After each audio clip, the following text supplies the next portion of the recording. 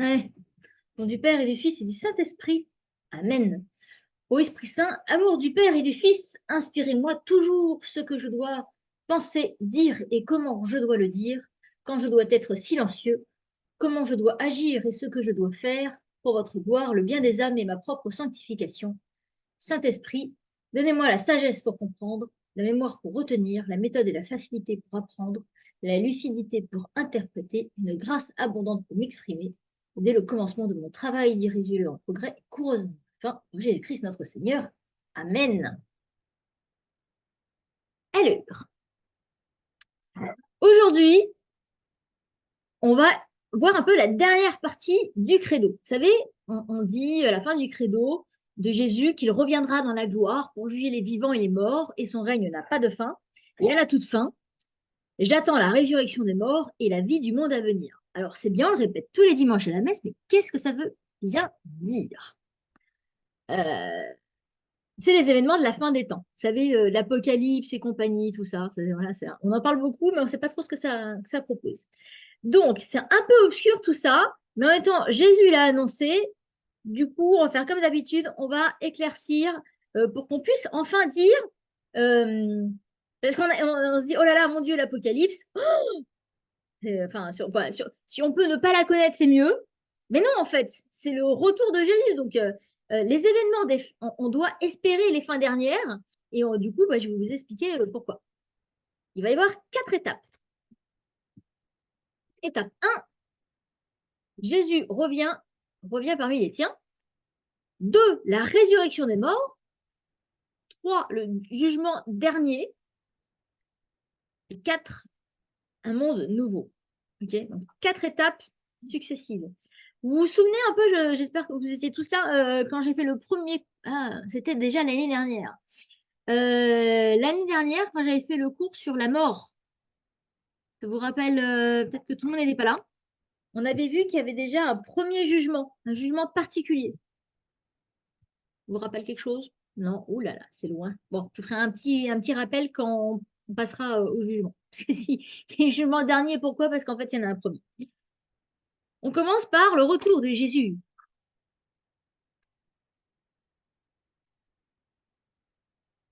Alors, le retour de Jésus, ça porte un autre nom, ça s'appelle la parousie. Jésus, donc le verbe fait chair. Jésus, il est mort, bientôt, c'est bientôt. Après, il ressuscite, ça, tac. Il reste encore un petit peu parmi nous, et puis il finit par, à l'ascension, remonter au ciel. Mais il dit, je remonte au ciel, mais ce n'est pas terminé, je vais revenir. Donc le second avènement de Jésus, donc la première fois il vient sur terre, la seconde fois il va venir botter le cul à tout le monde, aux démons et compagnie. Ça s'appelle la parousie. D'accord? Alors, le point 1, c'est qu'on ne sait pas quand est-ce que ça arrive. Donc, il y a plein de gens qui essayent de calculer, mais en fait, on ne sait pas. Jésus nous dit, vous ne savez pas ni le jour ni l'heure. Il y aura des signes, et on sait qu'après, il y a le règne de Dieu. Donc, qu'est-ce qu'il nous dit? Mais en ces jours-là, après cette tribulation, le ciel s'obscurcira, la lune ne donnera pas sa clarté, les astres tomberont du ciel et les puissances qui sont dans les cieux seront ébranlées. Alors on verra le Fils de l'homme venant dans les nuées avec grande puissance et gloire. Alors il enverra ses anges et il rassemblera ses élus des 4 vents, de l'extrémité de la terre jusqu'à l'extrémité du ciel. Ainsi, vous, lorsque vous verrez cela arriver, comprenez qu'il est proche aux portes.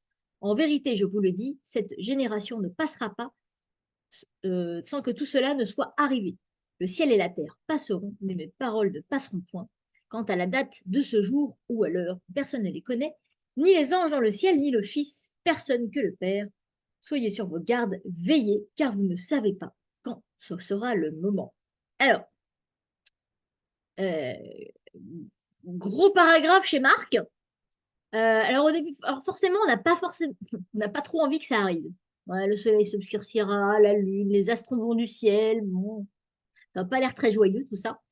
Euh, et le fait de dire cette génération ne passera pas sans avoir ça, en fait, cette génération, ils l'ont pris au sens très littéral à l'époque. Et donc, ils attendaient tous. Ils attendaient. Mais là, convertissez-vous, le temps est proche, c'est maintenant. Mais en fait, le temps, c'est maintenant, mais c'est plus tard. En fait, on ne sait pas. Et il a bien dit, voilà, on ne sait pas. Donc, vu qu'on ne sait pas, c'est un peu comme notre mort.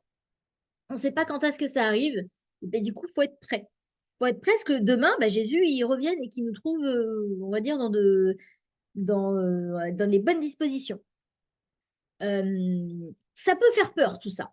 Voilà. Ils disent qu'il y aura voilà, des séismes, des famines, bon, des tremblements de terre et tout ça, des machins. Bon, finalement, les épidémies, on les a tous un peu.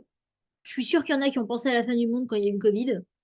Bon, finalement, ça reste, cette génération ne passera pas, c'est un peu le cas de chaque génération. N'oublions pas qu'en fait, la Bible, elle parle toujours de manière souvent symbolique. La Bible, c'est pas un recueil de livres historiques, alors ni du passé ni du futur. Et en fait, ce passage de Marc, il annonce surtout la destruction du temple de Jérusalem. Donc finalement, ah bah tiens, il y a eu 3 tremblements de terre cette année, c'est peut-être maintenant que Jésus va revenir. Ouais, faut le prendre, voilà.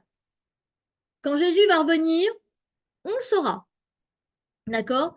Mais ne faisons pas attention en fait à comment dire, au chemin et pas à la finalité. L'important c'est que Jésus revienne, d'accord? Et pas qu'on se fixe sur ben là, Nostradamus il a dit ça, peut-être que ça dans la conjoncture du ça, voilà. Non, c'est pas ça. Euh, il donne quand même 2 conditions. On sait simplement qu'il faut que la bonne nouvelle ait été défraîchée par toute la terre. Pour le coup, on n'est pas mal. Et que les Juifs accueillent l'Évangile. Bon, là, on n'y est pas trop encore.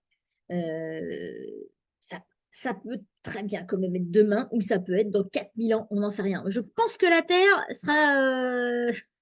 sera bien naze par les êtres humains avant. Jésus, si tu pouvais revenir avant qu'on s'auto-meure par je ne sais pas quel au choix, la guerre, la nature, voilà. Les êtres humains vont réussir à bousiller la terre avant que Jésus revienne.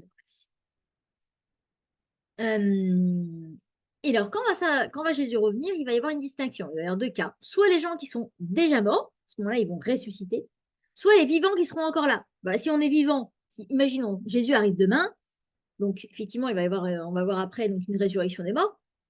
Mais nous, on va pas devoir mourir pour ressusciter. D'accord? Il ne va pas annihiler toute l'humanité pour la recréer. D'accord? Donc, il y aura deux cas de figure, soit on est mort, soit on l'est pas. Dans tous les cas, il faut être prêt.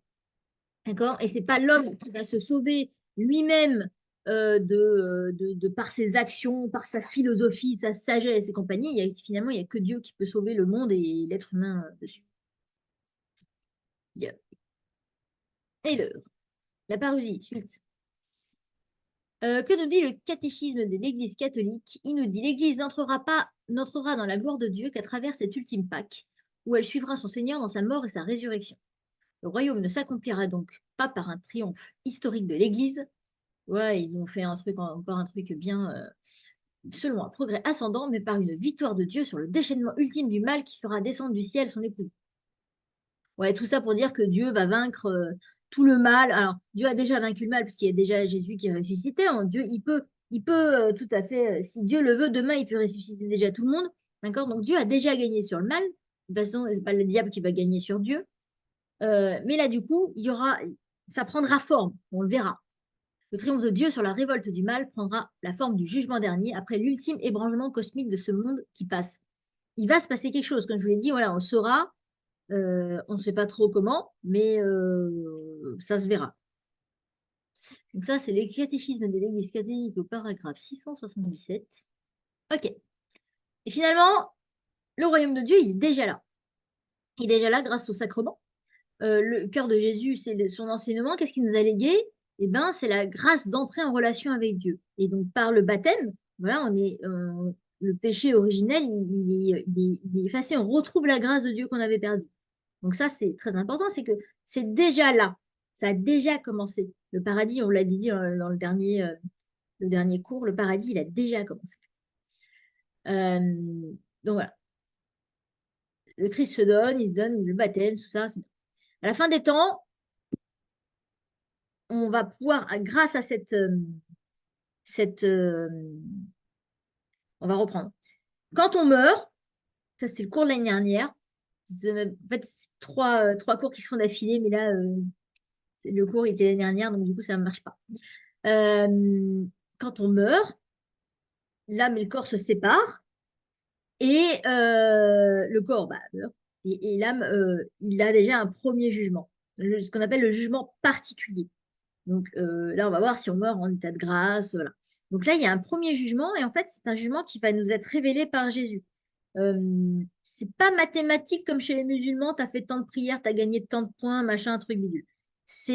On sera jugé sur l'amour et on sera jugé un peu face à un miroir.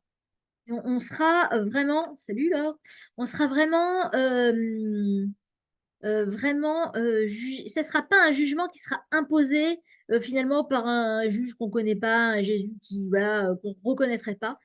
Il va nous révéler pleinement ce jugement en nous. Il sera totalement accepté. Et après, l'âme, comme on l'a vu la dernière fois, purgatoire, pas purgatoire, ciel, pas ciel, enfer, pas enfer. D'accord? Donc ça, c'est le premier jugement, le jugement particulier. Euh, Sauf qu'après, il y a quand même un état d'attente. Donc, il y a quand même la vision béatifique, c'est-à-dire qu'on va quand même on va être en communion d'amour, l'âme, elle est en communion d'amour, si elle est au paradis, en communion d'amour avec Dieu, mais il manque le corps. L'être humain n'est pas dans sa perfection finalement divine dans laquelle il a été créé. Première étape. Et puis pendant ce temps, pour ceux qui ne sont pas morts, ils continuent quand même de galérer ici-bas. Donc, on ne pourrait pas être dans ce statu quo. Et puis, il faut que Dieu mette une bonne raclée au démon et qu'il lui dise va des rétro Satanas, retourne dans ta niche et que la création redevienne ce jardin d'Éden. Donc ça, il faut ça, il faut le retour de Jésus. Il faut que les fins dernières arrivent et que enfin on retrouve ce paradis terrestre qui était. Donc c'est ça qu'ils disent. Donc à la fin des temps, le royaume de Dieu, dans son accomplissement le plus total, permettra enfin à l'homme d'accomplir sa finalité d'être en communion avec Dieu. Et pas seulement qu'avec son âme, mais avec son âme et son corps. Donc pensez un peu à Adam dans le jardin d'Éden, qui discutait avec Dieu en cueillant ses fruits, quoi. C'est vraiment, il y a une communion, il y a une proximité avec Dieu, mais tout en ayant son corps. Alors, et pour l'instant, on est toujours, nous, ici-bas, en train de galérer. Donc, c'est pour ça qu'il faut qu'on continue déjà de porter l'amour de Jésus aux autres. Voilà. Donc, depuis l'ascension, le dessein de Dieu est entré dans son accomplissement. Nous sommes déjà à la dernière heure. On attend. Ainsi donc, les derniers temps sont arrivés pour nous. Le renouvellement du monde est irrévocablement acquis et en toute réalité anticipé d'être maintenant. En effet, déjà sur Terre, l'Église est parée d'une sainteté imparfaite, mais véritable. Donc voilà, pour l'instant, le meilleur moyen qu'on ait de connaître des Jésus et d'être proche de Jésus, c'est grâce à l'Église, grâce au sacrement. Donc ça, c'est le catéchisme toujours de l'Église catholique. Ça va, j'ai perdu personne encore? Tout va bien? Cool. Donc Jésus doit revenir. Et qu'est-ce qui se passe après? La résurrection des morts. Youpi. Ouais. Alors, promis, la résurrection des morts, c'est pas ça. Sinon, ce serait pas sympa. Alors, de quoi on parle? Alors, on nous dit que ça arrive bientôt, la résurrection des morts, mais ça fait déjà 2000 ans. Mais vu qu'un jour pour Dieu est comme 1000 ans, ça peut durer encore longtemps, cette histoire. Donc, comme je l'ai dit, ça se peut, on va réussir à niaquer la Terre avant que ça arrive. On ne sait toujours pas quand ça arrivera, et c'est pas la date qui est importante, c'est d'être prêt. C'est à peu près la même partie que la partie 1. Les témoins de Jéhovah, ils attendent la fin du monde tout le temps. Et en fait, ils se trompent tout le temps de date. Donc, ils disent ah ouais, mais attendez, on n'avait pas pris un chiffre en compte. Non, mais finalement, c'est pour. Voilà. Donc, quand Jésus revient, les morts ressusciteront. Ça, c'est ce qu'on nous dit. D'accord, allez. Donc, ça a fait buter beaucoup de monde, dont les apôtres. On va éclaircir. La Bible, elle nous montre que la foi dans la résurrection, elle est progressive. Elle n'était pas depuis le départ.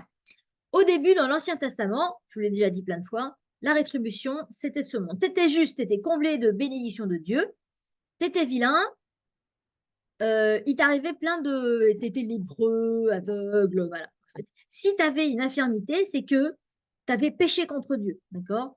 On voit bien la problématique, elle est très développée dans Job. Et en fait, cette problématique sera développée en disant, bah ouais, mais ça ne marche pas des masses. Donc les impurs, ils mourraient, ils allaient dans le Sheol, lieu coupé de Dieu dont on ne pouvait pas remonter. Dans les livres de sagesse, donc notamment Job, on s'est bien aperçu qu'il y avait un problème. Bah, alors, ouais, mais moi je suis aveugle de naissance. Ah, bah c'est parce que tes parents ont péché, ou peut-être les parents de tes parents. Ouais, bah, c'est pas très juste quand même tout ça. Enfin, il y avait un truc qui marchait pas. Et donc, dans l'histoire de Job, qu'est-ce qu'on nous explique? On nous explique mais que Job, il n'a pas péché. Que Dieu et le démon ont fait un petit pari sympatoche et que finalement, il se retrouve, il était donc béni de Dieu, parce qu'il était un bon croyant. Il avait des femmes, des enfants, des brebis, des machins. Et puis d'un coup, il se retrouve lépreux, sans plus personne, plus un ami. Et voilà. Et le but du diable, c'est de dire Job va te maudire, Dieu en arriver et Job ne maudit jamais Dieu. Et donc, voilà. Et donc, tout le monde, dans Job, il y a tous ses amis qui passent et ils lui disent, mais t'as forcément fait un truc, mec. Tu peux pas avoir autant de merde dans ta vie si t'as pas péché contre Dieu. Dieu, il ferait pas ça. Et le mec, Job, il dit, mais sérieux, les gars, j'ai rien fait, quoi. Je n'ai rien fait. Donc, ouais, désolé, ça c'est ma façon d'exprimer. Et donc, c'est ça le truc. Et il dit, mais ça ne fonctionne pas. La rétribution immédiate, il y a un truc qui ne va pas. Donc, on en arrive en fait dans le livre des Maccabées, l'histoire des premiers martyrs d'Israël, où les gens vont préférer mourir que de sacrifier aux idoles ou quoi que ce soit. Donc, qu'est-ce que ça veut dire? La rétribution est immédiate. Mais si je meurs, bah, pas de rétribution. Finalement, si je meurs, après, bah, je meurs. Il ne se passe plus rien derrière. Donc, à quoi ça me sert finalement de mourir pour Dieu si derrière, il ne se passe rien? Autant sacrifier aux idoles et puis après, autant tenter ma chance et sacrifier aux idoles. D'accord? Et en fait, ils vont commencer à dire, bah, il y a un truc qui n'est pas logique. Il vaut mieux mourir pour Dieu et garder sa foi intacte parce que la rétribution, elle sera plus tard. Et donc, c'est ça qui se passe. Il y a une promesse de résurrection qui devient du coup le moteur de la fidélité à Dieu. Et donc, ils disent,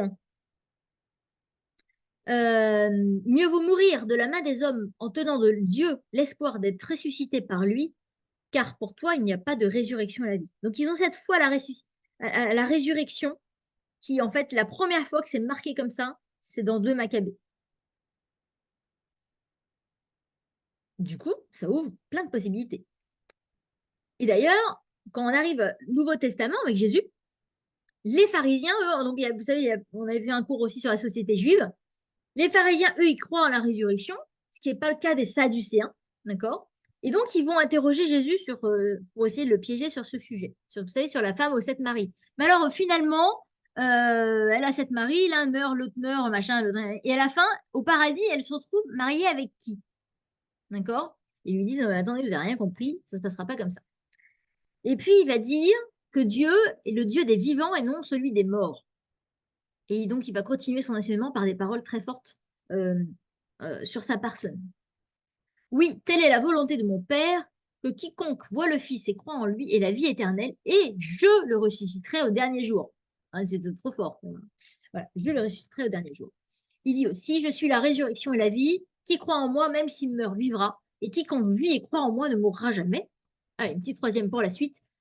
Qui mange ma chair et boit mon sang à la vie éternelle, et je le ressusciterai au dernier jour, car ma chair est vraiment une nourriture et mon sang vraiment une boisson.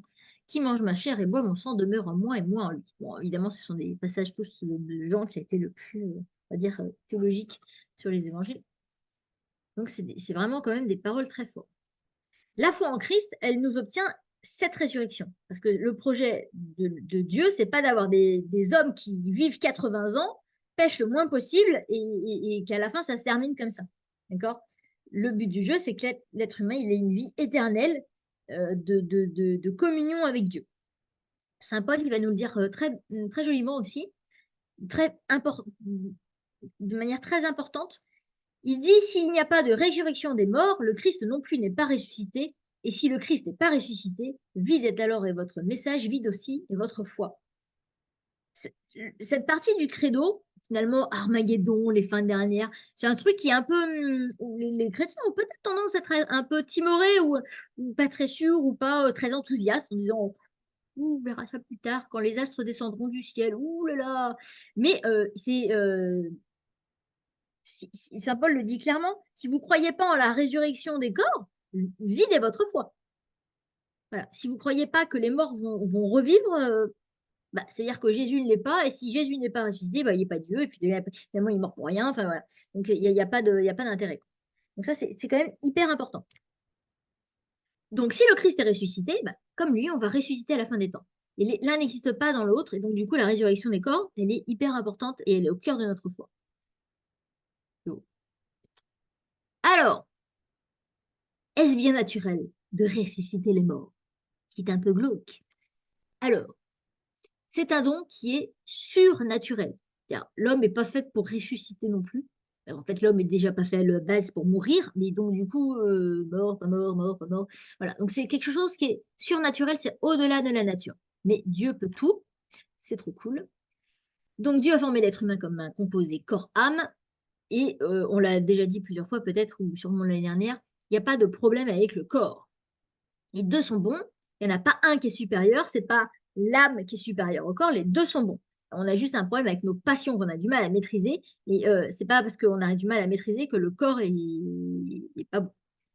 Euh, il y en a un qui est forcément périssable et l'autre qui est immortel, mais après, ça se passera mieux.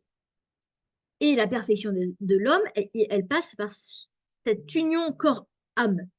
Et donc, s'il n'y a pas le corps, il manque, comme je l'ai dit tout à l'heure, il manque quelque chose. Donc le but du jeu, c'est pas seulement que notre âme soit dans la vision béatifique de Dieu au ciel, juste à la fin de quand on meurt. Le but du jeu, c'est bien que après on ressuscite et qu'on ait un magnifique corps.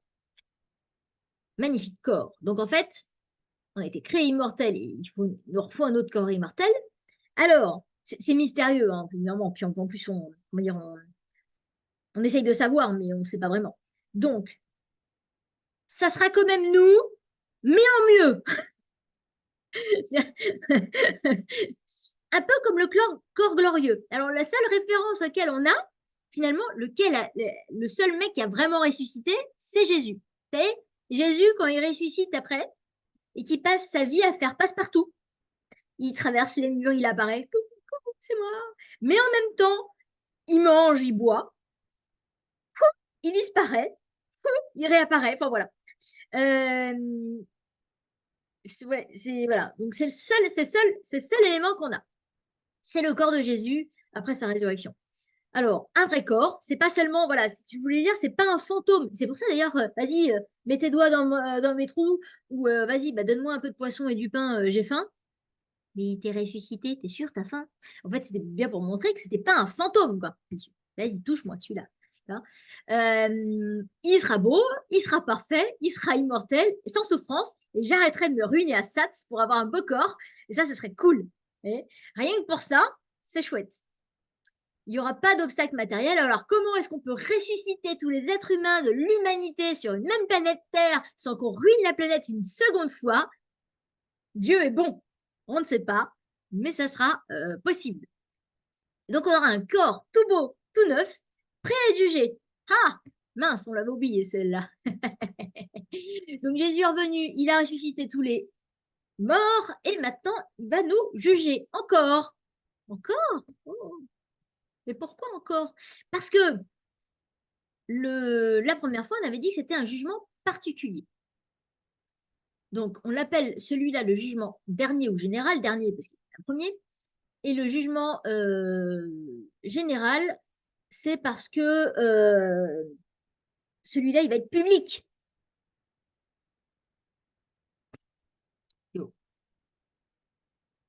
Jésus le juge. Vous êtes prêts là? On va faire un super citation. Allez, c'est parti. Quand le Fils de l'homme viendra dans sa gloire, dans l'épître, dans l'évangile de Saint Matthieu, escorté de tous ses anges, il prendra place sur son trône de gloire. Devant lui seront rassemblées toutes les nations. Et il séparera les gens les uns des autres, comme le berger sépare les brebis des boucs. Il placera les brebis à sa droite et les boucs à sa gauche. Alors le roi dira à ceux de droite, Venez, les bénis de mon Père, recevez en héritage le royaume qui vous a été préparé depuis la fondation du monde.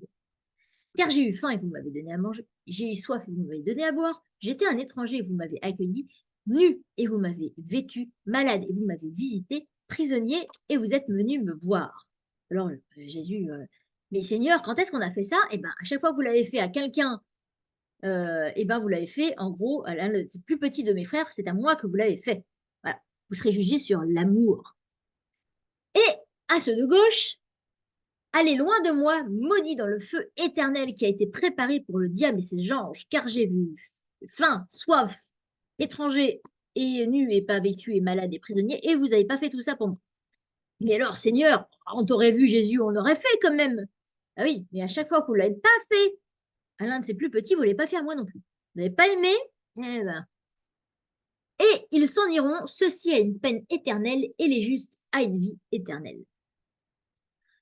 Et bien donc, tout ça, pas pour envie, hein, hein. Alors, ça veut dire. Alors, dans cette parabole, il y en a d'autres en fait. On a aussi le bon grain ivraie, on a le filet qui est avec où ça trie les poissons. En fait, Jésus, il annonce une séparation publique.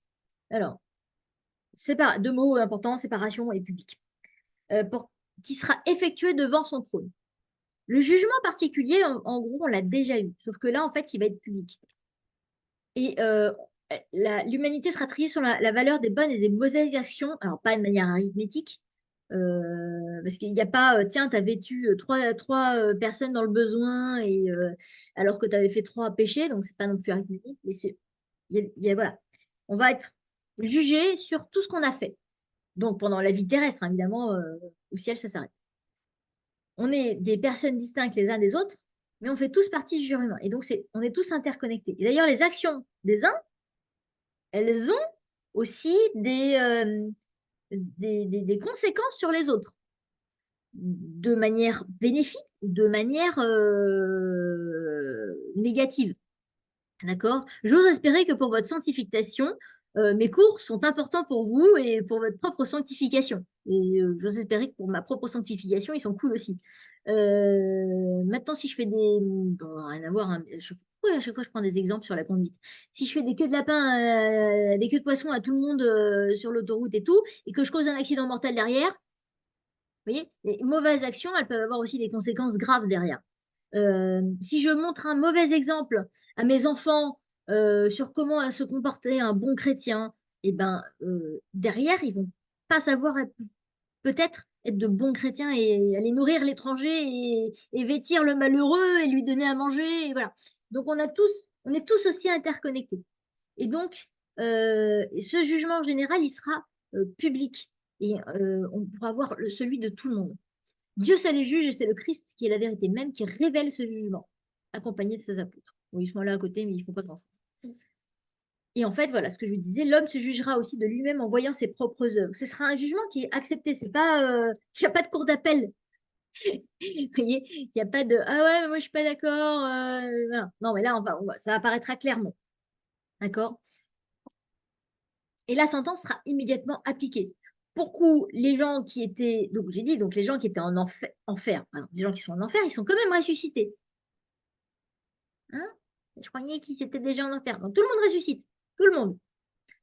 Tout le monde se fait rejuger. Deux fois. Et donc, du coup, là, bah, ils retournent en enfer. Et les justes pourront aller sur le paradis terrestre. C'est cool. Ça va?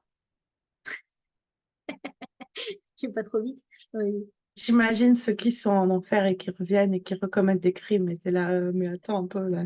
Non, ils recommettent pas des crimes. Ils sont rejugés pour la même chose, en fait. C'est juste que tu as une partie privée, puis après, tu as une partie publique. Ouais, Brian, tu as une question? Oui, je me demandais, est-ce que ça peut changer? Si tu es au paradis, tu peux, pour le premier jugement, le deuxième, tu vas en enfer ou on l'inverse, tu vois? Non, c'est la même chose. En gros, c'est comme si tu avais, t'es jugé.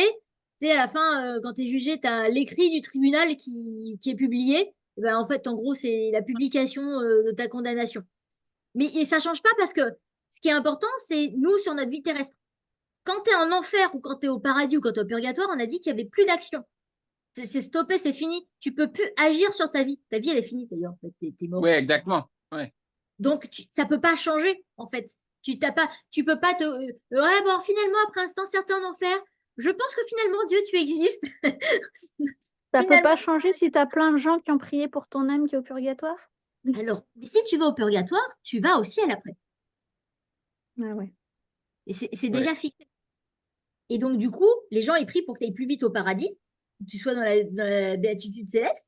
Mais, et souvent, ce qu'on dit, c'est, en fait, la condamnation, elle est acceptée parce qu'elle apparaît à ta face. Et en fait, tu comprends que ce que tu as fait, c'était de la merde. Et que, voilà. Et que tu t'es jamais voulu croire en Jésus. Alors, je prends toujours le cas de l'athée profond et qui, même face à Dieu, dirait, ouais, est-ce que tu existes vraiment? Moi, je suis pas sûr. Mais t'es mort, t'es là, t'es face à moi. Tu vois bien que j'existe. Ouais, pas sûr. Voilà. C'est plutôt dans ce style-là. Et donc après, ce sera publié. Et en fait, c'est publié et c'est tout le monde qui est là, quoi. Donc, alors, c'est pas, c'est dans un souci peut-être de transparence. Tu vois, tu vois tout le monde. Et là, Et c'est juste croire en Jésus s'ils sont athées, mais ils ont fait plein de bonnes actions oui, et non, il n'y a de pas de. mal à Je personne. parle de Oui, l'athée profond qui, voilà. ok. Alors, tu peux faire plein de. Qui... Alors, il faut quand même, oui, non, mais tu peux faire plein de bonnes actions, mais en fait, tout dépend du fond de ton cœur. Et ça, il y a que Dieu qui peut voir dans le fond de ton cœur. Mais il y en a qui refusent, il y a des athées violents, je parle des athées, tu vois. Mais qui voilà, rejettent complètement. ouais, voilà, d'une manière violente et qui font pas forcément le bien autour d'eux. Voilà. Alors, je dis pas que tous les athées pourriront en enfer. Je- on a bien vu aussi qu'on peut se convertir jusqu'à la dernière fraction de seconde de vie. Voilà. Donc ça, on ne sait pas. Et voilà. Et alors, citons Staline, Hitler, le gros vilain de l'histoire. Mais voilà. Ouais, non, allez. Bon, ok, j'ai tué quelques juifs, mais bon, ça va, quoi. Tu vois, et là, Jésus qui fait, oh, un peu quand même, hein?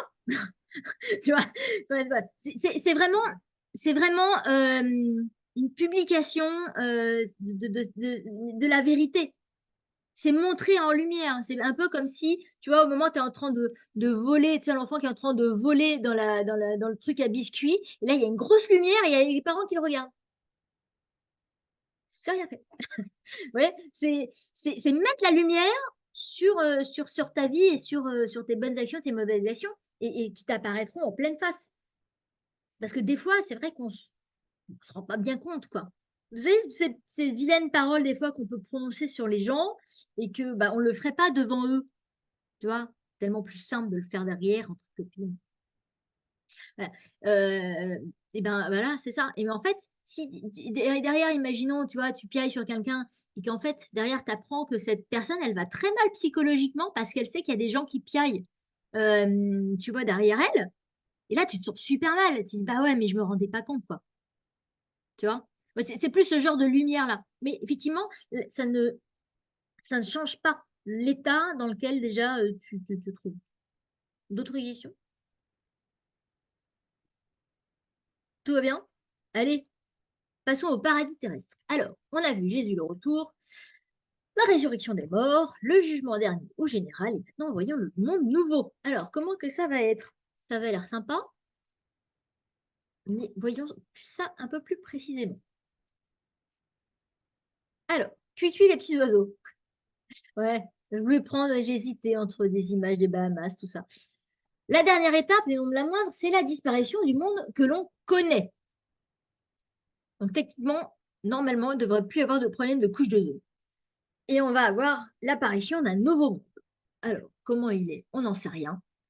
On a un nouveau corps, tout beau, tout neuf. On a été jugé, ouf, on a été sauvé. Maintenant, il nous faut un nouvel Éden. Il faut bien un monde à la hauteur de ce nouveau corps. Alors, la deuxième épître de Saint Pierre nous dit, il viendra le jour du Seigneur comme un voleur. En ce jour, les cieux se dissiperont avec fracas, les éléments embrasés se dissoudront, la terre, avec les œuvres qu'elle renferme, sera consumée. Puisque toutes ces choses se dissolvent ainsi, quelle ne devez-vous pas être, par une sainte conduite et par les prières, attendant et attend l'avènement du jour de Dieu, où les cieux enflammés se dissoudront et où les éléments embrasés se fondront. Oui, non, alors clairement, ils sont pas très forts pour écrire un truc qui a l'air réjouissant. Ce sont de nouveaux cieux et une terre nouvelle que nous attendons selon sa promesse où la justice habitera. Bon, alors, ça ne nous avance pas des masses. On ne sait pas trop bien. En fait, il y a deux politiques, deux écoles. Pierre, il dit plutôt que ça va être une destruction du monde pour une création nouvelle. On prend tout, on efface un tableau blanc et on crée un super truc. Paul, il pense ça va être une transformation du monde. Voilà. Dieu répare la couche d'ozone, remet-nous tout bien à plat. Voilà. Mais dans tous les cas, on aura un monde qui sera parfaitement adapté à cette vie éternelle, à toute l'humanité, et voilà, et il n'y aura pas de soucis. Saint Thomas d'Aquin, accrochez-vous, il dit, comme la création matérielle recevra selon sa finalité une ordonnance s'harmonisant avec la condition de l'homme, et que les hommes libérés de la corruption seront revêtus de gloire, il faudra que la création soit touchée elle aussi par les rayons de cette gloire. Il faut en gros on sera un peu comme les anges, ils ont eu voilà, le ciel. Et ben, pour le nouvel homme, il faudra une nouvelle terre. Voilà, un monde sympa. Hop. Si on récapitule. La fin est... Alors, petit schéma, sympa. Donc, Dieu nous a créés pour être en communion avec lui. Il désire que tout soit récapitulé dans le Christ, le Verbe incarné, son Fils. D'accord? À cause du péché originel, la vie de l'humanité a été bouleversée. Ouais. Patatras. Mais Dieu ne nous abandonne jamais. Notre fidélité est toujours là. Le but de l'être humain, c'est d'être en communion avec Dieu. Pour cela, il nous envoie son Fils dans notre humanité pour se faire connaître et nous montrer qu'il est le chemin, la vérité et la vie. Il donne la direction, le chemin et l'aboutissement. Youpi. Et donc, il va nous enseigner. Il va mourir, c'est bientôt. Et pour nous sauver de nos péchés, et enfin, il ressuscite pour que nous voyions sur quoi fonder notre espérance. On pourrait beaucoup moins parler du corps glorieux si on ne l'avait pas vu avec Jésus. Alors, en attendant, on doit attendre dans la foi, comme un veilleur son retour dans la gloire, cherchant dès ici-bas à faire sa volonté et participer à la règne de Dieu sur la terre. C'est ce que je disais, les athées, du coup, ils ne participent pas trop au règne de Dieu sur la terre. Le but du jeu, effectivement, c'est si ça arrive demain, je suis prêt.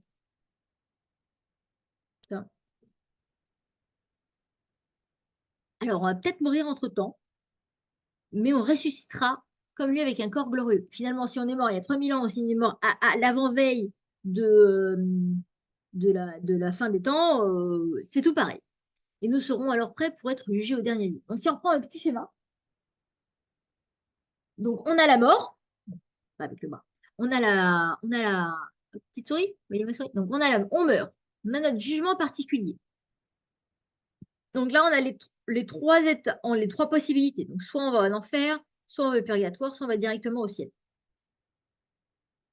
Nous, on est actuellement, là, on n'est pas mort, mais il va y avoir un certain temps entre ceux qui sont déjà morts, on va dire, d'accord, et le retour de Jésus, on va dire la parousie de Jésus, d'accord. Après, on a la résurrection des morts.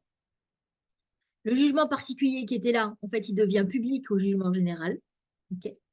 Et après, on a le monde nouveau pendant un temps. Alors, merde, j'ai oublié de copier, j'ai mal fait copier-coller. Un temps immortel à la fin. Enfin, donc du coup, dans ce monde nouveau, le cosmos sera transformé, et on habitera une nouvelle terre préparée pour nous, mais on sera toujours dans cette communion comme au ciel, avec juste notre âme, sauf qu'il y a le corps avec, et on sera dans une béatitude totale avec Dieu.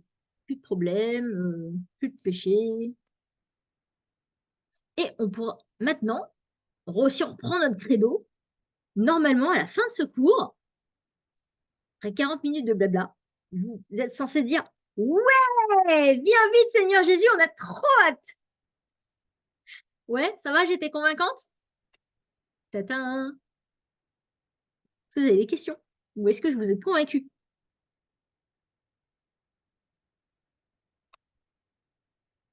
Pour les personnes qui sautent de joie, ça n'a pas l'air. Non? Tout le monde va bien? Ok. Alors, donc maintenant on a fait nos 3 cours du coup sur la mort, ciel ancien et purgatoire et les fins dernières. La fois prochaine, j'ai juste besoin qu'on décale d'une semaine. Parce que je pense que j'ai un événement au travail la semaine d'avant et il faudra juste qu'on décale au 23 avril. le cours. Il y a un truc. Le prochain cours sera sur la Trinité. Je vous conseille de prendre un Doliprane juste avant.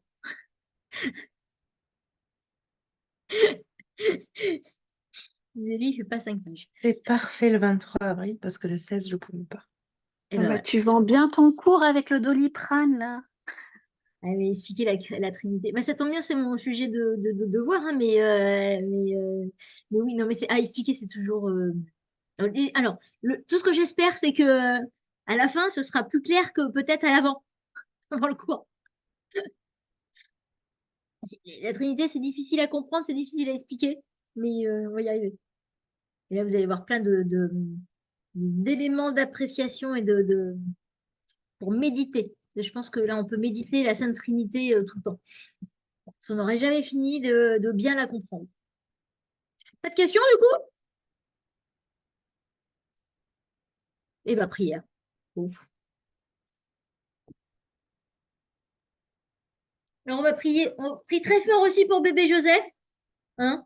J'espère que tout le monde prie pour bébé Joseph. Et on va déjà rendre grâce à Dieu que toute l'opération se soit déjà bien passée. Au nom du Père, du Fils et du Saint-Esprit. Amen. Père Céleste, notre espérance et notre refuge, nous vous rendons grâce pour la foi et l'espérance en un ciel nouveau, en une terre nouvelle où vous serez tout en tous. Nous vous rendons grâce pour le salut déjà présent en notre Seigneur Jésus-Christ et pour la communion au salut à laquelle vous nous appelez et pour laquelle vous nous envoyez. Guidez-nous par votre Saint-Esprit lorsque nous prions pour notre vie et pour notre monde, et que Dieu Tout-Puissant nous bénisse, lui qui est Père, Fils et Saint-Esprit. Amen. Bonne nuit, bonne soirée, et à dimanche Merci pour la beaucoup. messe. Au revoir. Merci Merci beaucoup. beaucoup. À dimanche.